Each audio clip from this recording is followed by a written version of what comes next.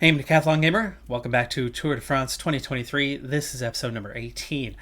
Last time, after having turned the difficulty down a level, finally found ourselves in a very unusual position. I had performed well. I won a stage, our first ever victory. A stage 2 victory that led to a third and final stage co-leadership role that combined with the actual leader ended up in a 1-2 finish, with that leader, Van Hoek, taking the overall race victory by 2 seconds from myself, which, yes, I could have had, but in the realism factor, he was the proper leader. He went for it, but with help, with protection, I found myself getting a second place overall, winning the under 25s jersey, winning the King of the Mountains jersey, winning the Combativity Award. And yes, I could have technically had the overall, but as a result of a very strong team performance, we winded up getting 170 points in that opening race of the year. Which, of course, we only get 3 races in a year. So with just 3 races in the year, half the calendar has just gone by, ending with Liège-Bastogne-Liège before we head to our second race. But unlike in the previous seasons where we find ourselves very much at or near the bottom of the standings at this point, our best overall season performance has been a 23rd the last 2 seasons in a row.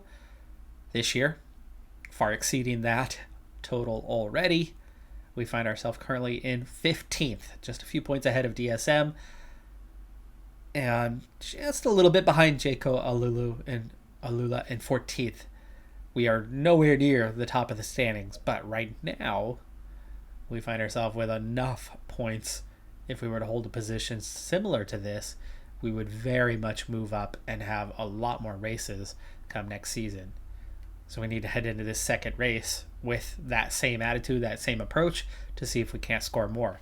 But I still, and I know, the comments have been there, I refuse to play in an unrealistic manner. This game will just not do that for me.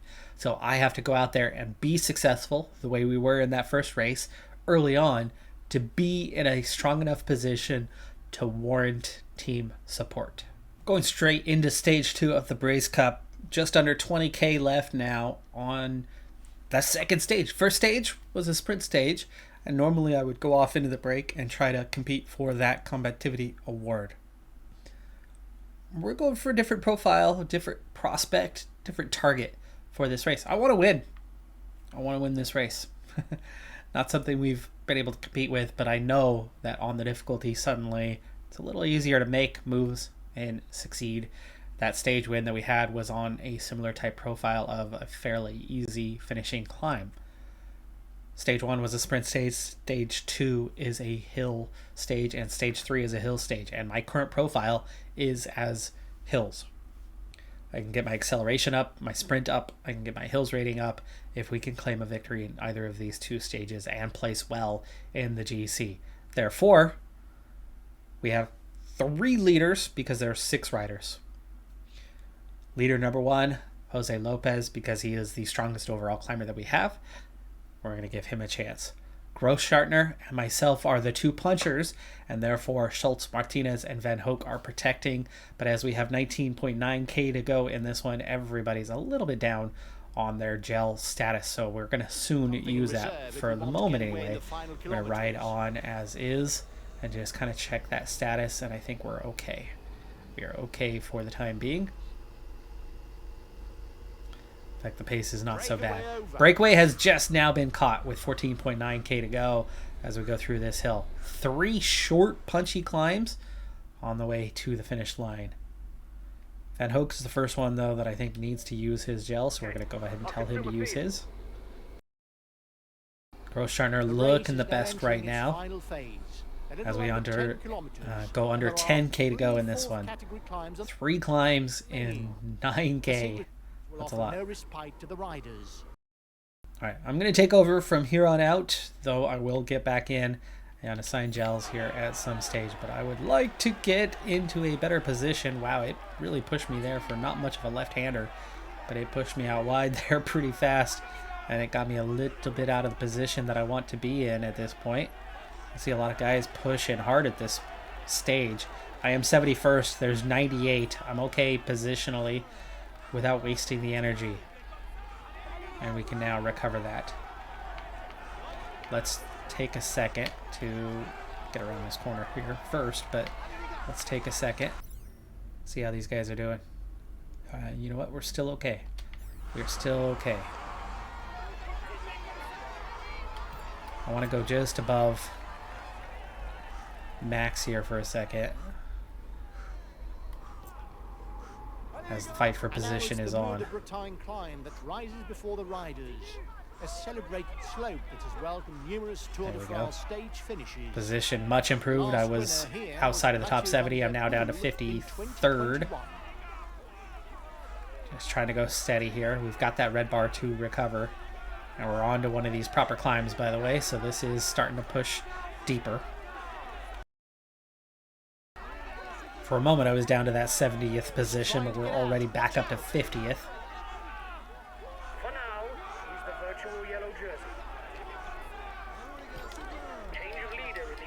And we have a split in the field. Now's a good time to bridge that gap and make sure that we are in the front group. Which does change the circumstances of this race slightly. Follow Vandenberg. Paddy Bevan over the top first. Okay, a little descent.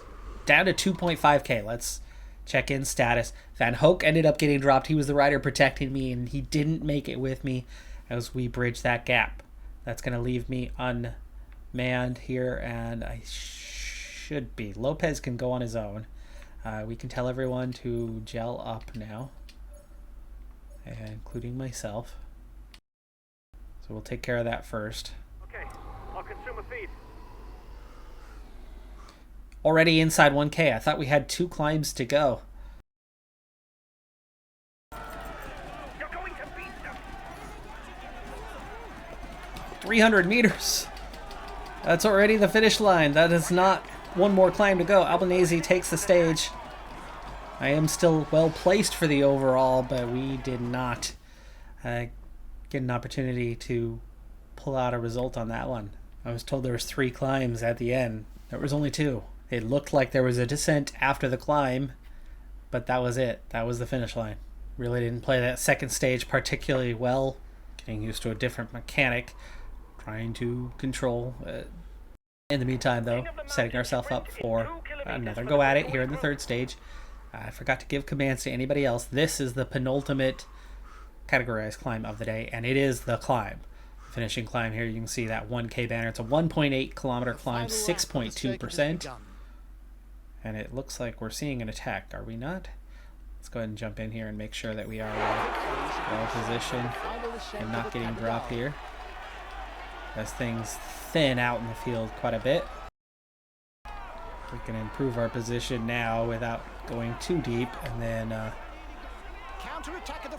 it'll allow us to get a bit more recovery in. Somebody did just attack. There's a 1 minute gap still. 87 left in the peloton. 4 riders off the front. And we do have a bit of a gap to those breakaway riders. Turner, who just attacked, is only 10 seconds away. McNulty's pushing on pretty hard, giving me a very firm front position here with 9K to go. Okay, I'm going to have to push on here to hold our position in setup for the final climb. Without trying not to go too deep here with this, though the blue bar wise, we can definitely recover that. And if we don't go too deep red bar wise, we can definitely recover that as well.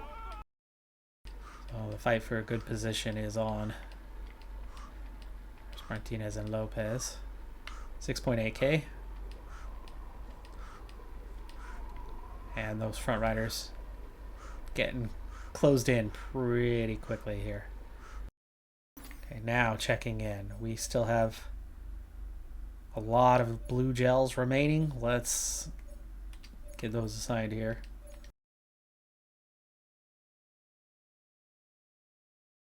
Okay, that's it for the gels. 3.7K. We have our support. Let's take control from here. We will need to remember to tell them to attack at some phase. And if we can, without red bar, we want to get forward. Had to brake for that one, but that was okay. Did not lose too much momentum. The men at the front are at the Actually foot did the of right amount final of braking. climb. That's those last two riders, isn't it? We'll have to keep something in reserve if we want to That's get it. The away. breakaway is done. 1.6K. He's trying to get out. Watch Following the out. attackers. Behind you. The yellow jersey is attacking. I've already used up my gel, so Last kilometre. this is the push on. Tish Benoot goes to the front. He gets some separation here. Watch out. You'll soon have no more energy for an attack. Tish Benoot has now gone too deep. He's done, but he's got 15 seconds advantage. I'm in a group of 3. We have gained separation now. Group of 4. He's going to win, but we are going to get on the podium for today. 3rd place. Grabbing 3rd on the stage. Still ended up forgetting to tell the others to attack, but again, it might have been too late by the time that option came about. It's weird to try to stop the micromanagement of that portion. But Lopez, Groschartner, Van Hoek, all too far down the standings to impact anything. But with the time bonus, I will definitely be in a strong position. However, same time is given well down the order after the slight breakaway of Tish Benoot. So none of these guys losing time, meaning I'm really only gaining 4 seconds. And many riders that had already gained seconds on the previous 2 are going to have a good time here. 75 riders get same time. So I won't necessarily be placed terribly high in the GC, but I will certainly be in the top 10. Or not. That's only good enough for 14th position, which means really we're not going to be picking up many points from this race at all. That is rough. Wow.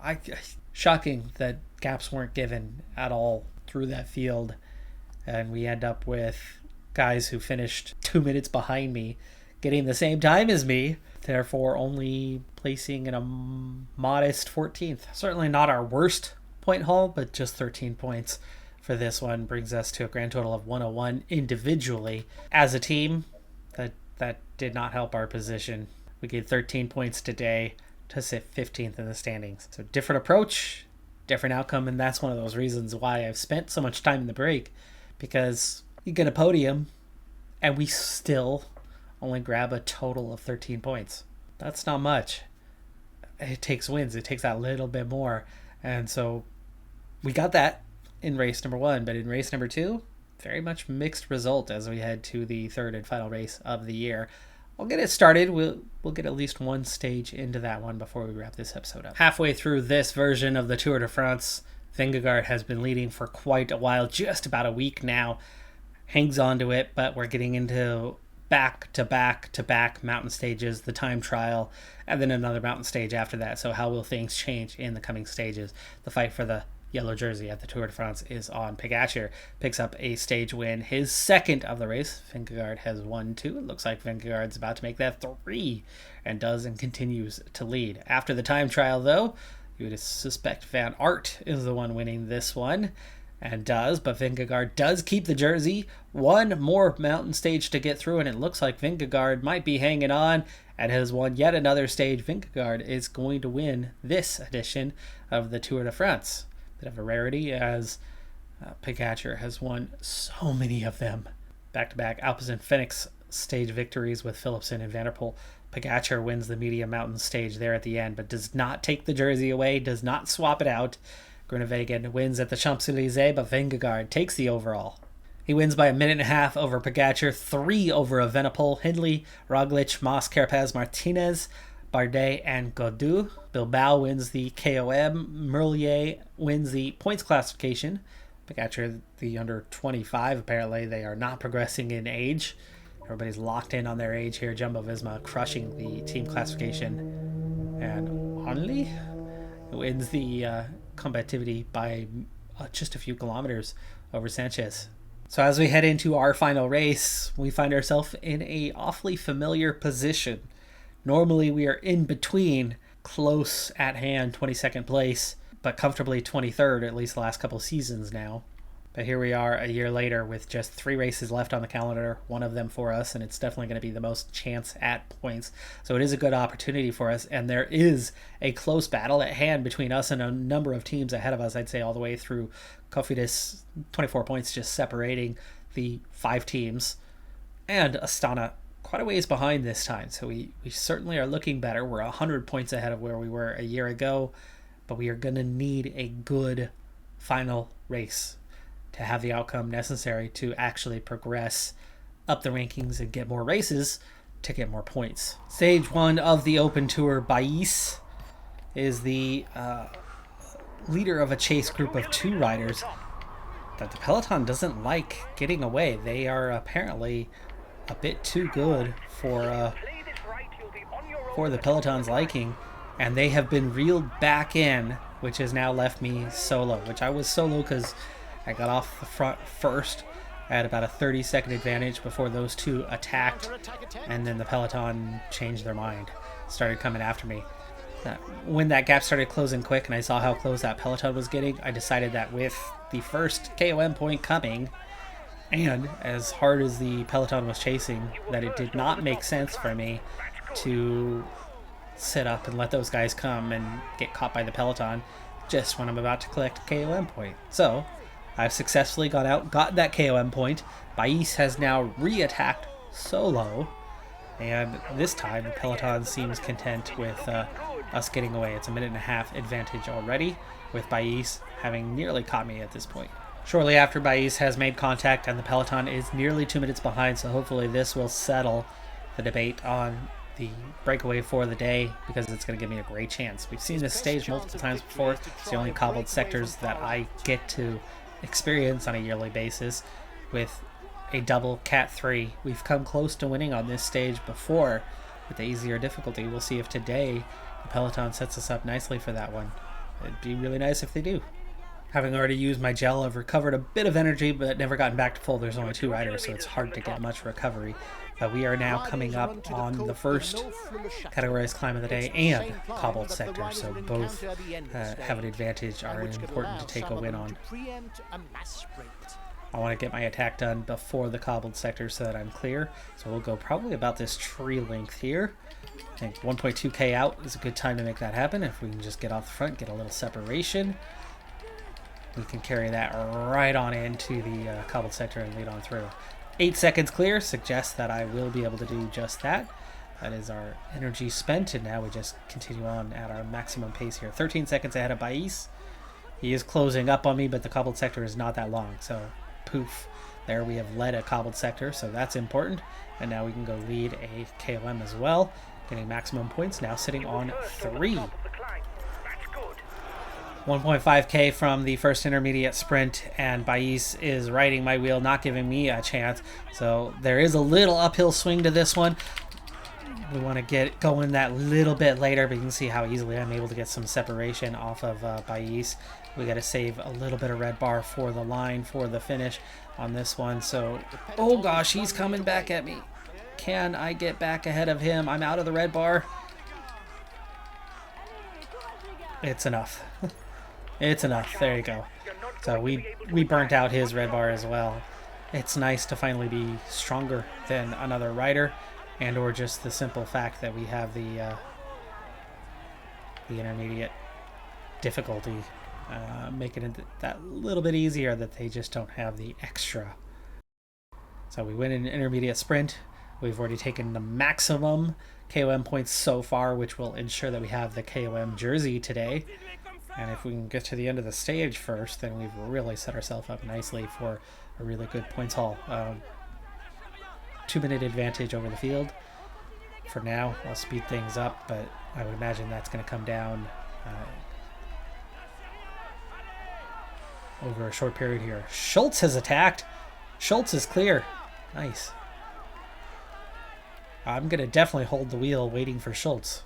Alright, so I've told Schultz to ride a bit harder because the peloton is pretty close behind him.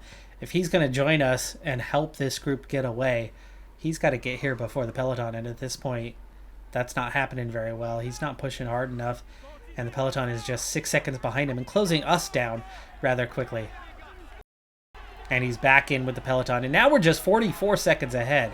So I am going to have to get on with this here, if we're going to have any hope of staying away. I don't know if I could hold this tempo for 20K with them just 30 seconds behind. I think what I'm going to have to do here is have Bais come through, take a turn, and just follow him. See whatever tempo he sets. If he can keep us off the front, great. If not, if I get reeled back in, then I'll have to attack early and see if we can get through that cobbled sector and that KOM first. And then if there's just enough to hang on for the stage. Bais no longer riding, so the peloton is coming. We're going to get reeled in. The riders are all back together. Everything will be played out in the final kilometers. Taking back over as we go through the 10K banner. I don't feel like I should be treated as a leader here, so I'm not going to overutilize my team in any way. Positioning is getting really tight here. 4K to the top of that climb. I want to be away in about 2 kilometers, so I do need to try to improve my position here. But needing to save that red bar for that attack. Let's top off again here. Okay, this is just about where I want to attack. So we're going to come through and try to get some separation. See what we can do. Okay, we're going to save that little bit by keeping some tempo here. Let's also refill this as we do so. I am 2 seconds ahead. Now I have a group of 5. Group of 5 here. Solaire with me. Gel up again. Last of that gel. There we go. Okay, pushing that a little bit harder. You can see Pache coming through. I'm not going to lead through it, but I can lead through the KOM potentially. I'll take that one. And we do. We get the 2 points. Perfect for the KOM. Red bar is all used up, but we've got plenty of blue. Okay, Pache has caught me. Solaire is about to catch me. And we'll have a group of 3 with 3K to go. Looking like a potential podium. Getting a little bit of recovery here. And then continuing to ride on. Oh, here's the field. Been caught by the peloton, 1.7K. Not enough to sprint with here. The sprinters are primed. There will soon be burning rubber. Last kilometer, last uphill, but don't have the red bar to push. Just have to go kind of as fast as I can, steadily to the finish line. Not enough to get points on the stage. But I do get the KOM max points. I was first through one of the cobbled sectors, not both. 4 points on the day. KOM jersey is a good start to the race. We've got a couple sprint stages coming before we get to the meaningful 4th and 5th stage, which will play out next time. That is going to do it for this episode, though. I'm Decathlon Gamer. Like, comment, subscribe, and I'll see you next time. Have a good one. Be safe out there. Bye for now.